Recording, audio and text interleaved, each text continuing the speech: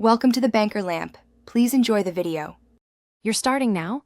Connect your iPhone to the computer with the Lightning cable and open iTunes. If prompted, tap Trust on your phone. Make sure iTunes recognizes the device. Choose Encrypt Backup when you need passwords, health, or home data included. Set a strong password and store it safely. Once set, click Backup Now.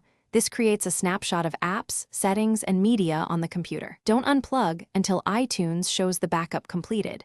Verify time and size in Preferences. Once the backup finishes, go to iTunes Preferences and open Devices to confirm the file and timestamp. This proves completion. If you want redundancy, locate the backup folder and copy it to an external drive.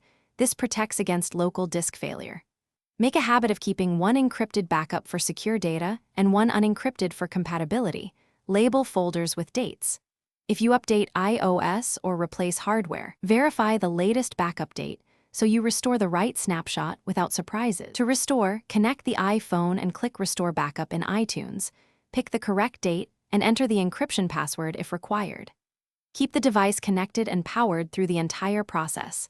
Data and apps reappear as iOS rebuilds the phone. If the restore stalls or errors, try a different USB port or a known good cable, free disk space on the computer, and restart both devices.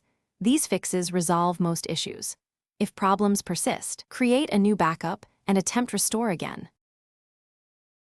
Thanks for watching. If this was helpful, leave a like and consider subscribing. See you next time.